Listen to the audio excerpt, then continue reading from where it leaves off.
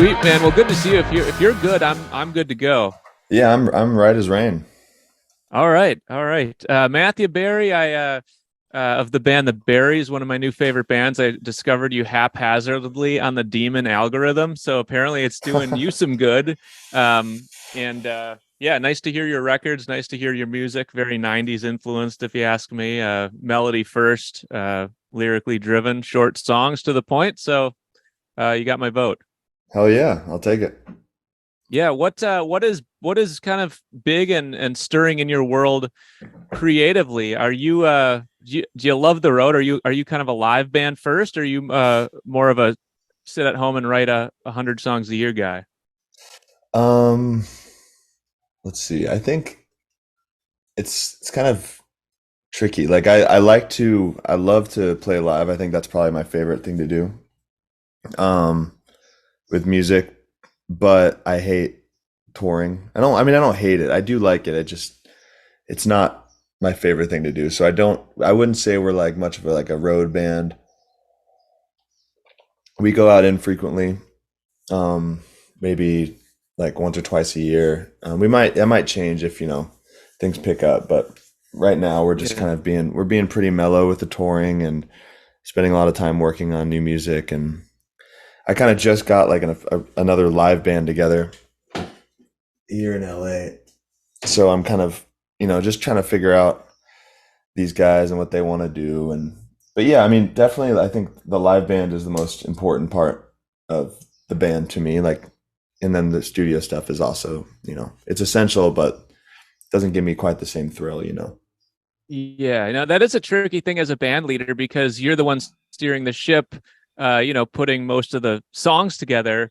And then at the end of the day, it's like you do have to ask your guys and your bandmates, like, what do you guys want to do? Because if you drive it all too hard, that can kind of spook your guys or scare people away or burn people out. So that's a good mindset to keep your guys and see what their ceiling is and what their threshold is for pain and grinding and how much they want to get out there and slog it.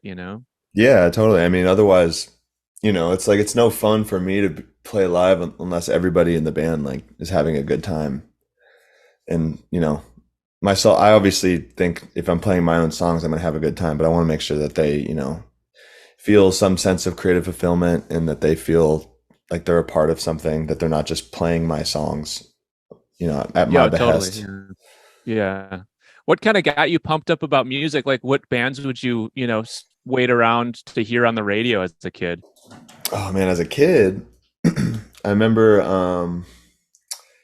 when you say wait around, it just kind of brings back a couple memories. Like I remember driving around when that new Velvet Revolver song came out, Slither. Do you remember that song? Yeah, that song. Yeah, that song So kicked I ass. remember when Yeah. that came out, I must have been in fifth or sixth grade, and me and my mom would just drive around. She lived in Modesto, California, and we just get in her car and just drive around and just wait for that song to come on this one station. I forget what it's called. Very popular, like at the time, super like new metal station in Modesto. But yeah, I waited for that one. I remember when Linkin Park's Meteora came out. I remember Live 105, which is like the alternative radio station in the Bay. They always just played like Green Day and Offspring and stuff like that. So I was listening to that all the time. But I remember when Meteora came out, I would they said they were gonna play a new single on there, and me and my dad drove around and like waited for it to come on. I think it was like at like 8 o'clock or something like that. It's cool. I haven't really thought about that in a while. Like that was something you used to do, like wait for a song to come on the radio because that was really the only way you're going to hear it. Dude, it is such a weird thought now thinking about like the lack of supply of music. They're just like you couldn't get it. You couldn't get shit. You couldn't get songs whenever you wanted them. And yeah, just the waiting really just increases like what a big deal things are. And it's like less is more, and songs just were such a big deal. I remember like being home and I would hear my dad come home and he would always sit in the garage and he and listen to like the last song to play it out on the radio before he came in the house, and he had installed like a giant subwoofer in his trunk so he could get more bass, which I always thought was Legend. hilarious. Yeah, yeah, total It's a legend. legendary But move. Yeah, we're actually going to see the Offspring together in a couple weeks, so that'll be hilarious. Oh, Moshing with my really? dad. That'll be sweet, dude. I Yeah, love that. yeah. Yeah, I mean, we have too much access now, you know. Everything's too easy. But like, you know, it's a Life's yeah, little yeah. better You're when you right. have to fight for it, I guess. Were you what was your first concert where you it kind of blew your mind open to live music? Um, it was I actually told this story on a different podcast, but my first concert was Hoobastank, and yeah, like my dad took me there as a surprise, and it really blew my mind. That was really cool. I think there's a couple that were like first concerts that like changed my life. It was that, and then I saw uh As I Lay Dying in Madball when I was like in like seventh grade, I think, which was a really cool concert that kind of like got me excited. But yeah, I mean, after that, I think after seeing Hoobastank, I was like, this is what I want to do. I want to play music. This looks fun. Great band, tough band name to come back from. Yeah, I was informed by this other person I told this story to that it was used to be actually Who Boo Stank, and they changed Jesus. it to make it just slightly less Slightly horrible. worse. Yeah, it just rolls That's off the one of tongue a those. little better, you know. Yeah, I mean, maybe they've come to embrace it at this point. It's kind of funny, but I'm sure at least half the guys in that band are like, ah, shit. We we could have Yeah, picked anything. yeah, it could have been like the Friends or the guys. No, now we're just Hoobastank. Hoobastank. They don't hold up though, I Yeah, will say. I listened to that record. I revisited it maybe a they couple do or months they don't ago. hold up. They do not hold up. It's bad. Like production is too. It's like cheesy, hey. Well, the production's kind of just like sounds like everything did at that time, but just I don't know. The songs are. It's just not good. I don't. It's just the songs are not there. Like as far as and they're like it's kind of like a pop punk band, I guess. And there's just so much. I guess there's better stuff of that era that I think of when I think of that type of music. That Hoobastank just felt kind of like like in hindsight, kind of sounds like a corporate model of like let's put Yeah. like Incubus and Sum 41 and Blink 182 like in a band together, you know? Oh, they were a total discount Incubus for sure. Yeah. All the Incubus. What were All kind of the the bands? Incubus.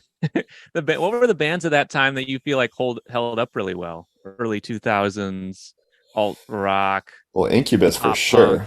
Oh yeah, I just Incubus put them back fucking on, man. rocks, dude. I mean, They're so I good. was actually going through an Incubus phase a few months ago. I mean, it's not like Same. an era of music that I spend a lot of time with, but like when it comes on, like that's really good. Oh, I feel like I'm blanking on stuff. I mean, obviously like Radiohead and like The well, Audio Slave stuff seems to hold up decent. I'm not a big Audio Slave guy, to be honest with you. I mean, I I figured actually you would be if you like Velvet Revolver. I feel like that's like the same wheelhouse. well, I guess I don't really like it now. But Yeah, like, and I sure. never had an era, I never had like a moment with Audio Slave like I did when I was younger with Velvet Revolver. But I mean, I guess, I don't know. I can't really think of much stuff from that era that I still listen to. Were you a big REM guy? No, not really. What were the pillars as far as for like what are your big references as far as production? Like what are your like when you put a song together, what are you like we're going for this? Um, well, I mean, now I feel like now I'm kind of trying to draw more from myself and my own playing than I am from like influences. But I think initially the biggest bands for me were like Dinosaur Jr. and Pavement, Yeah, sure. with like my first band especially. And then now I mean I feel like mostly from a lot of like stuff like 60s and 70s stuff that I really like, like bands like The Pretty Things and Love and Big Star, obviously, um, Roxy Music, a lot of Almond Duo, a lot of krautrock and stuff like that. I feel like that's normally kind of now where my head's at. I don't think that Barry's really sounds like that, but I think that's like, more of what I'm listening to for inspiration than, say like Dinosaur Jr. I feel like that was Right. I still think Dinosaur Jr. is an amazing band, but it's kind of more like it was more influential and important to me as an adolescent than it is as an adult. Yeah. How do you make your records? Are you a home recording guy? Well, the first three Berries records, yes, but High Are Flying those real Man, drums on the record, or are those programmed? on the first two, yeah. Yeah. The Cool. third one, Throne of Ivory, which is like a singles and B-sides thing.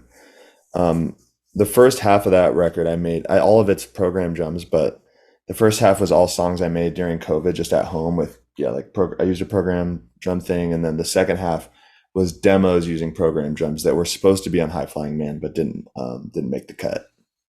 Okay, got it. Yeah, love that record, man. High Flying Man, really good, top to bottom. It's just hard to make a record that like every song just kind of smacks, you know. And that's yeah, you made a really nice record.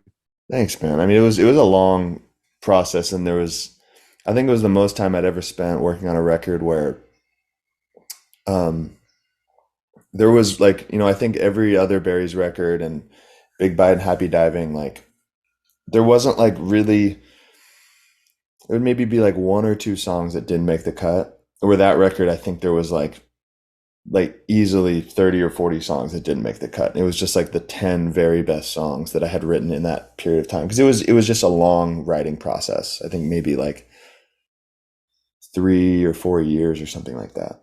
How do you know what the best songs are? You just pick them, or you run them by a few people you really trust? I do a little bit of both. I think I always like, there are songs that, often with songs that would be seen as a single, I usually won't myself hear how good it is, or hear that it's a single, because it might feel a little too simple for me or something Mhm. like that. But yeah, like a song like Prime, like I don't think I initially was like, this song is super great for the record, but I was writing it with the intention of trying to write a single. Like it was like I didn't really have, I think, other than like that song and Down That Road Again, kind of felt like the only like true singles. But before writing Prime, I didn't really have one that was like a rockin' like single. And so I wrote that song like for the first time I'd ever done this, like had this intention of like, well, to complete this record, I want it to I need a song that's like a single. So I'm going to actually sit down and write a song with the intention of making it a single. Normally it's just like, it feels almost like a faux pas to do something like that, because you should be writing from a place of like just whatever comes to you, whatever feels good and natural, instead of like trying to put yourself in a position to write something that is going to serve a specific purpose, because it almost feels like you're not like tapping into your creativity. You're being like, you're thinking about it in a more like business way or something like that, if Yeah, that no, makes I hear sense. you. But, you know, yeah, I think that one initially I was like, I don't know, is this good? But I showed it to people and everyone's like, this is pretty good. It's a good single. Usually it's kind of just like, I think something sounds good and I just need someone else to confirm that for me. And I have a Yeah, lot of friends that yeah. I really trust, that I share a lot of like my demos and riffs with, and, you know, get feedback that way. It's a tricky thing because you don't want to ask too many people what they think, because then the air is just so cluttered and you can't decide what's good. Everyone's got an Yeah. opinion. So, I mean, Hmm. sometimes the easiest way is like, what are the 10 songs that I like the most that are the most fun to play? Because I feel like, it sounds really dumb, but fun is like that is like the secret sauce. That's like the radioactive ingredient in a good way from like a Yeah. live show where it's like, it keeps you going. You're going to have to play those songs 50 times a year at least. And, people want to feel your magnetism of having a good fucking time on stage. Otherwise, you're going through the Yeah. motions, playing songs you don't believe in or find the most joy in. So, Yeah, absolutely. I mean, I want to play stuff that I like playing. I think, but there are even songs like on that record that, we didn't ever play live until after recording them. And I still think some of them are great songs, even though when we play live, they're not fun to play, but we just don't even play those. what being around LA, I mean, I'm in Milwaukee, Wisconsin, so I'm kind of on the blue collar kind of indie grind circuit. It's a bit different out there. What I guess my question is like, what do you see like bands doing out there that's different than just the classic like hitting the road and grinding it? Like, what's moving the needle for the bands? What are the younger bands doing? Are they just making like micro songs on Instagram Reels and TikTok? What do you observe over there that's been working for people out west? Um, well, when it comes to younger people, I can't really say I know super well. I don't, to be honest with you, one thing about LA that's kind of funny is um, I have no real interaction with like a younger world of music. I mean, I play in a band with one guy who's 23, and that's like the youngest guy. I'm 29. That's like the youngest guy I play music with. And he kind of functions in a world that's totally separated from mine with like some like kind of like more like hyper pop tendencies and stuff like that that I totally love that stuff. Like I love Charlie XCX and Sophie and like 100 Gex. Like I think all that stuff's really cool, but it's not really my world. Or I'm like I come from like just rock. Like I'm a rock guy. Everyone I hang out with, it's a lot of not like older heads, but yeah, people more my age or in their 30s who we like the Stones and Mhm. Beatles, stuff like that, and that's like Allman Brothers, stuff like that. Like it's just kind of like sonically, it seems like that music attracts like a crowd that's a little bit older. So in that regard, I don't really know what's going on with like young people, but like with what I observe in LA, as far as like the people here, the biggest thing I noticed coming here, like in playing music and being around this kind of community of like people who play guitar music, really, I guess, for lack of a better Yep. word, like people in rock bands, is this like level of musicianship here is just absolutely insane. Like when I lived in Seattle, and no offense, but like I kind of felt, or not even like in an egotistical way, but I always kind of felt like I was one of the better guitar players there. And like also one of like Seattle has this kind of attitude of like it's not about how good you play something, it's about attitude and like DIY and being punk, and which is really cool and something that I took to heart as well. Mhm. But there is a part of me that wants to be a tryhard, and I think in LA it's kind of cool to be a tryhard. Like people really, when people make bands and do music, I noticed like everyone's very ambitious, not necessarily in like a business way, but in making music that really is like serious and like with a lot of effort and ambitious in a creative way, not in like a business way. Yeah. But it's really cool. It's made me feel like I want to be a better musician being here. I feel like I've improved so much just being around a lot of these people that I get to play with. I mean, yeah, how cool. I pop in there once or twice a year for visit and business meetings and stuff, but it's like, what an electric place to be around creatively. Obviously, it's got its downside, but to be around that much ambition, people trying to make shit happen, entrepreneurially, writing, creating, songwriting, visual arts. I mean, you must really rise to the occasion. Yeah, I mean, you definitely do. I mean, I think, or at least it's nice. I think that that's like the way I want to function, not in an entrepreneurial way. Like, I don't think that I'm very like business minded or, yes, I'd obviously love for the Berries and other groups I do to have some financial success or allow me to, you know, be able to just play music. But at the same time, it's nice to be around like, yeah, like that level of ambition that people have here just for playing, like because just playing is so fun. Like it just feels like so electric in that way. Yeah, for sure. What are your kind of goals with music in the next year? Well, it's mostly right now just to be playing as much as possible. And I have the Berries, obviously, and I'm working on a couple different other things here.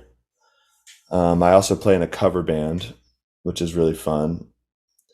And so it's more my goals that I feel like I'm starting to kind of meet now at this time of my life are to just as much as possible be like have a gig or have a session or just be around music because it's just that's what makes me really happy.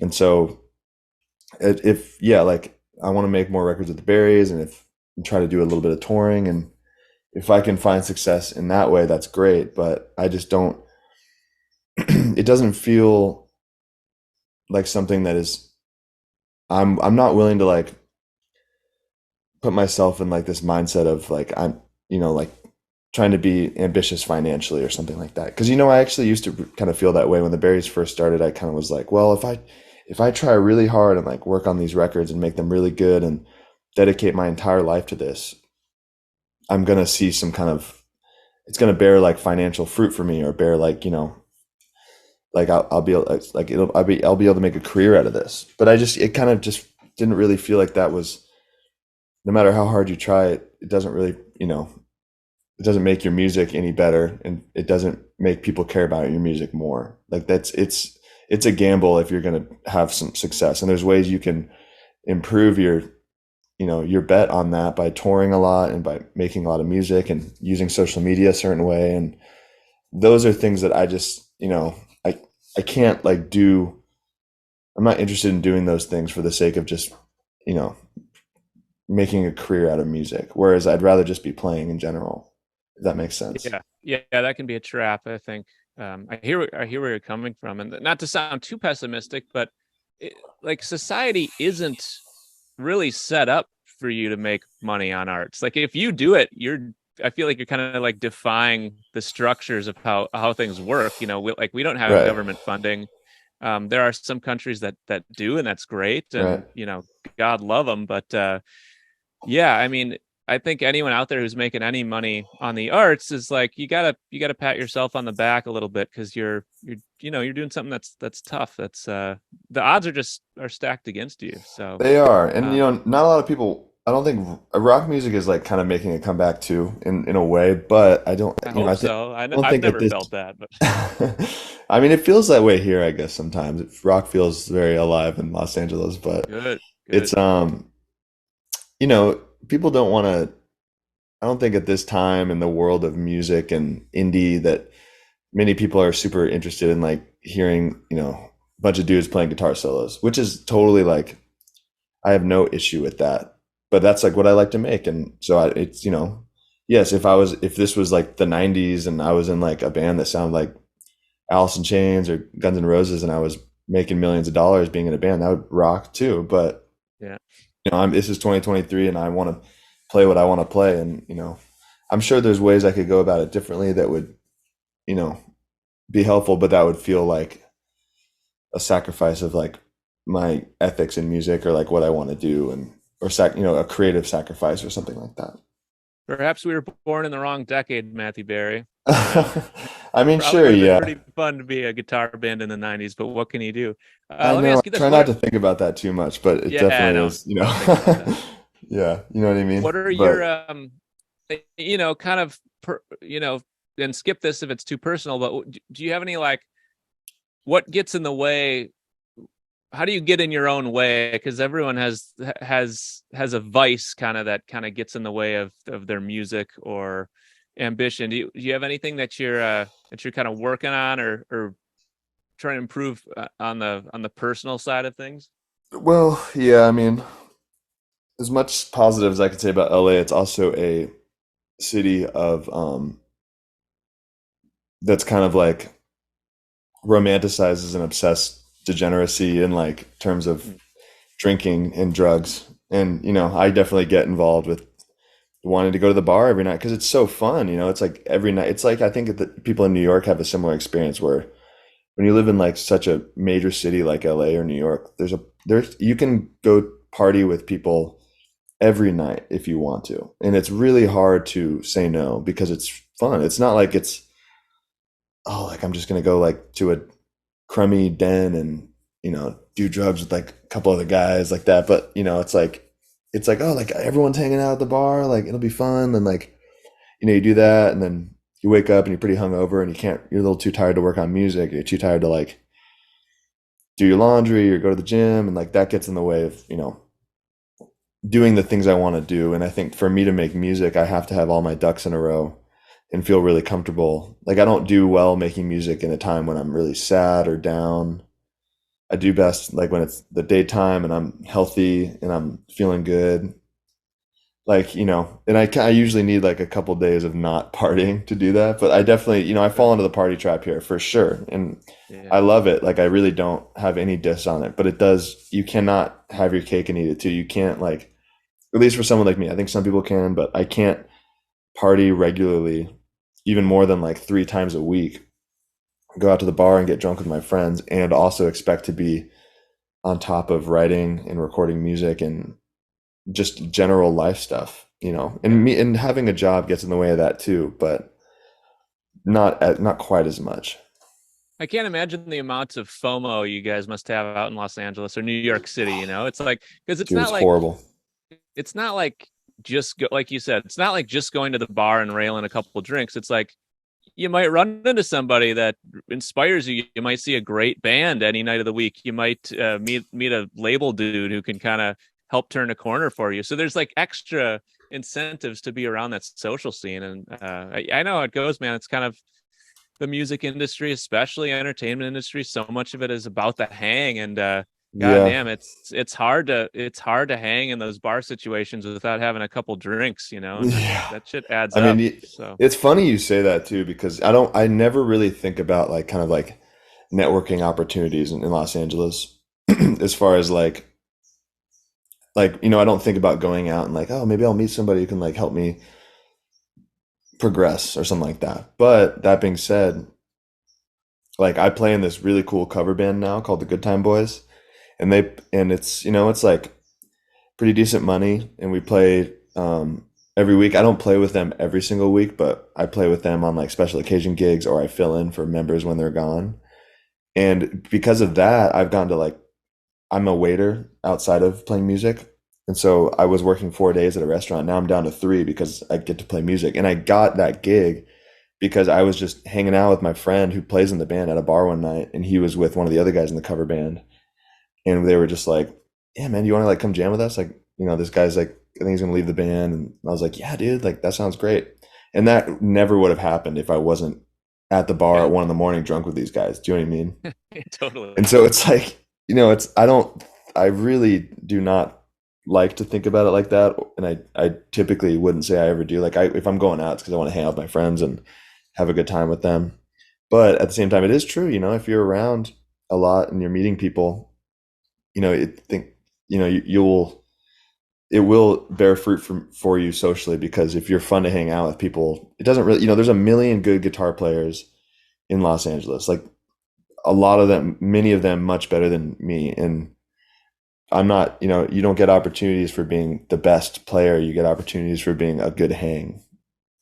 Yeah, So totally. if you're hanging and you're doing that whole thing, then, you know, it's gonna, it's gonna help you out, I guess. I don't know. It's really strange, but I don't know how I specifically have not moved to Los Angeles for that reason. Like, I don't know how I would deal with how to prioritize and be efficient with decision making, because there's just so much stuff going on. I think my head would snap off from turning in all the different directions, you know? yeah.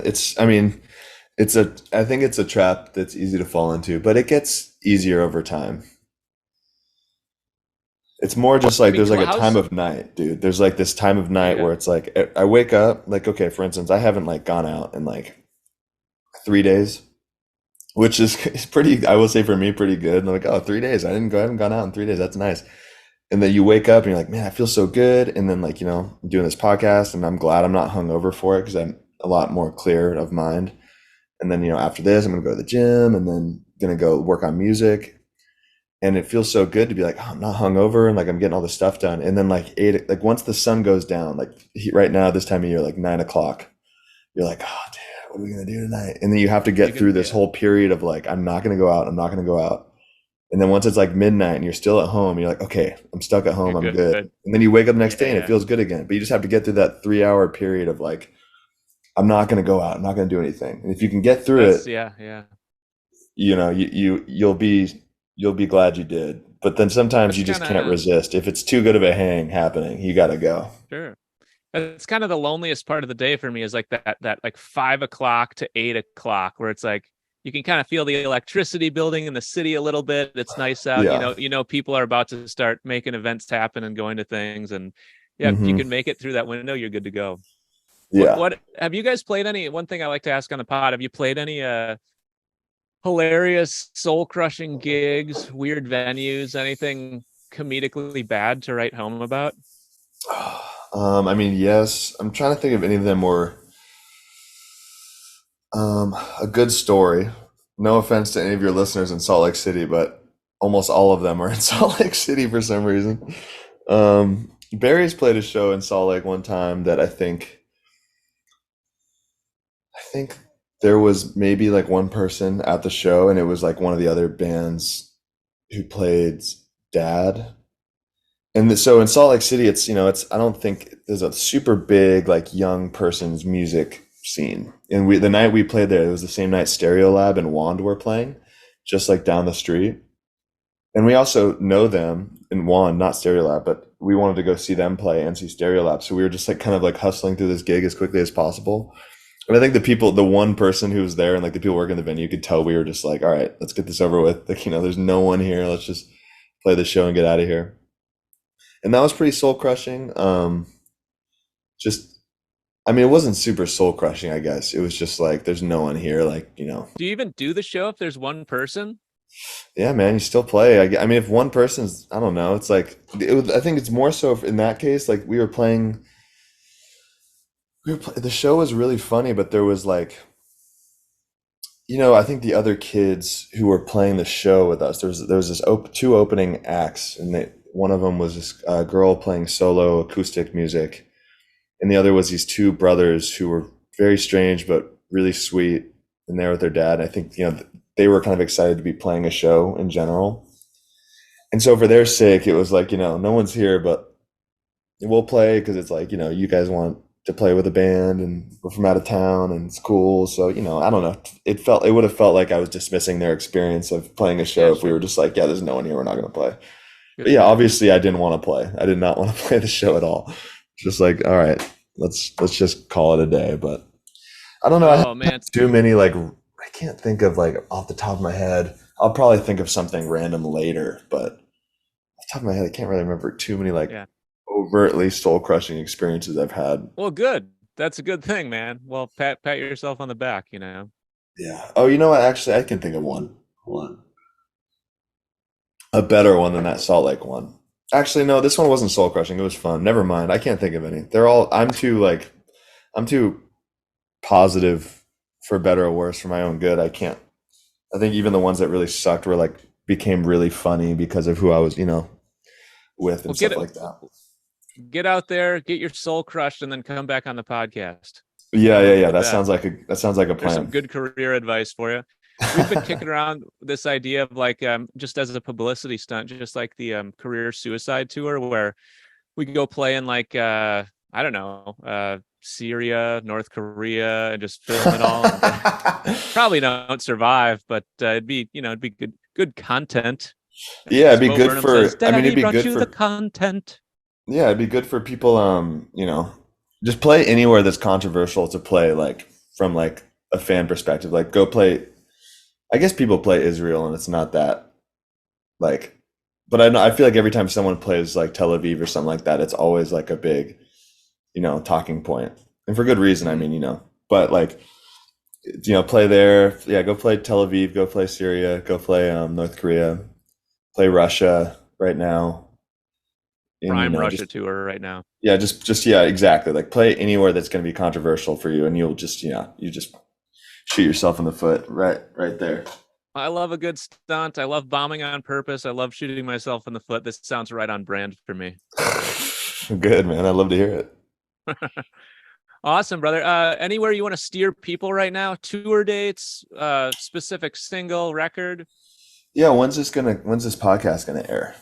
It's gonna air, I'm thinking 1 week from this very moment. Well, that's perfect timing, because 1 week from this very moment begins a tour with the Berries and Steve Marino, just California shows. They were playing San Diego, Long Beach, San Francisco, and Los Angeles. The dates are, I don't know the exact dates of which show is which, but it's the tour starts the 25th and ends in San Francisco on the 29th. And then in August, I'll actually be playing in the Midwest, and I think we're playing Milwaukee, if I'm not Oh mistaken. shit! Not with the Brilliant. Berries, not with the Berries. I'm playing guitar for my friend Cora. He has a solo music. Him and this guy Steve Marino are doing a tour, so I'm playing in both their bands, just on a What's Midwest their band's run. called? It's Cora Puckett and Steve Marino. So I think they're just going by their Okay. names. And Right. then they both used to play in a band called Bug, if you remember that band. I do not. Okay, well they're a band from Bloomington, Indiana. It's a really good Oh, band. love that town. I've got a lot of history in that town. Oh, cool. A lot Yeah, of good, they're both good Bloomington buddies. Yeah. guys. Both Bloomington guys, good guys, and we're gonna go do a little Midwest run. That's in mid or the beginning of August. I think it's the 8th through the 13th, I think, that week. Nice, And man. yeah, Love man. it. That other than that, just keep your eyes peeled for more tunes. Brilliant. Well, thanks, Matthew Bear. Appreciate you coming on the pod. Looking forward to seeing you in real life. And I think that's all I got for today. So much love, much respect. I'll see you out in LA. I'll be there later in the year. I'll give you a shout. Yeah, man, please do. All right, brother. All right, man.